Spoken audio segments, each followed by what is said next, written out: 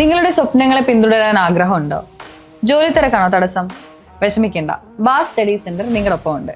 BA, BCom, BBA, BSW പോലുള്ള degree കോഴ്സുകൾ നിങ്ങൾക്ക് എവിടെയിരുന്നും എപ്പോൾ വേണമെങ്കിലും പഠിക്കാം. ഇനി പ്രായമാണോ നിങ്ങളുടെ തടസ്സം? അല്ല. ഏത് പ്രായക്കാർക്കും മനസ്സിലാക്കാൻ പറ്റുന്ന രീതിയിലുള്ള ഓൺലൈൻ ക്ലാസ്സുകളും സ്റ്റഡി മെറ്റീരിയലുകളും ഞങ്ങൾ ഒരുക്കിയിട്ടുണ്ട്. കൂടുതൽ അറിയാൻ വേണ്ടി താഴെ കാണുന്ന നമ്പറിൽ ബന്ധപ്പെടുക. നിങ്ങളുടെ സ്വപ്നങ്ങളെ യാഥാർത്ഥ്യമാക്കാൻ ബാസ് സ്റ്റഡി സെന്റർ കൂടെയുണ്ട്. ഹായ് എവരിവൺ, ബാസ് ഡിസ്റ്റൻസ് ഡിഗ്രിയുടെ മറ്റൊരു വീഡിയോയിലോട്ട് സ്വാഗതം.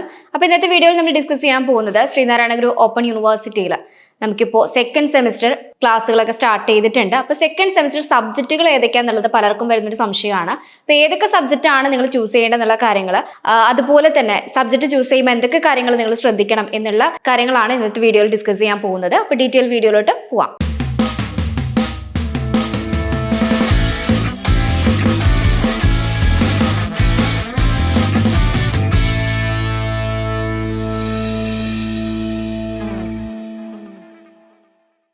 ശ്രീനാരായണ ഗുരു ഓപ്പൺ യൂണിവേഴ്സിറ്റിയിലേക്ക് അഡ്മിഷൻ എടുക്കാൻ താല്പര്യപ്പെടുന്ന വിദ്യാർത്ഥികളാണ് നിങ്ങളെങ്കിൽ താഴെ കാണുന്ന നമ്പറിൽ കോൺടാക്ട് ചെയ്യുക.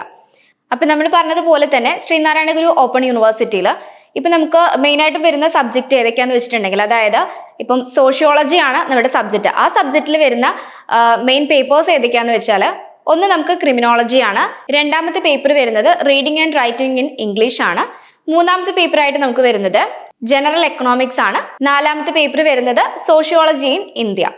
അപ്പം 4 പേപ്പേഴ്സ് ആണ് നമുക്ക് മെയിൻ ആയിട്ടും വരുന്നത്. അതിൽ 2 പേപ്പേഴ്സ് കോമൺ പേപ്പർ ആണ്, അതായത് reading and writing in English, അതുപോലെ തന്നെ ക്രിമിനോളജി എന്ന പേപ്പറും 2 പേപ്പറും നമുക്ക് കോമൺ പേപ്പർ ആണ് വരുന്നത്.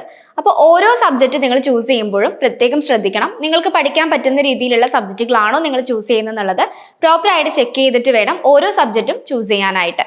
അപ്പം മെയിനായിട്ടും നിങ്ങൾക്ക് ഇപ്പം നിങ്ങളുടെ ഫ്രണ്ട്സ് എടുക്കുന്ന സബ്ജക്റ്റ് ആയിരിക്കില്ല, നിങ്ങൾക്ക് ഏത് സബ്ജക്റ്റ് ആണോ ഈസി ആയിട്ട് തോന്നുന്നത് ആ രൂപത്തിലുള്ള സബ്ജക്റ്റ് മെയിനായിട്ടും നിങ്ങൾ സെലക്ട് ചെയ്യാൻ വേണ്ടി ശ്രദ്ധിക്കുക. കാരണം നമുക്ക് 3 വർഷത്തോളം പഠിക്കാനുള്ളതാണ്. അപ്പം നിങ്ങൾക്ക് ഈസി ആയിട്ട് പഠിക്കാൻ പറ്റുന്ന രീതിയിലുള്ള സബ്ജക്റ്റുകൾ ചൂസ് ചെയ്യാൻ വേണ്ടി ശ്രദ്ധിക്കാം. അപ്പം നമുക്ക് മെയിനായിട്ടും ഈ ഒരു BA സോഷ്യോളജി എന്ന് പറയുന്ന പേപ്പറിൽ 4 സബ്ജക്റ്റ് ആണ് വരുന്നത്.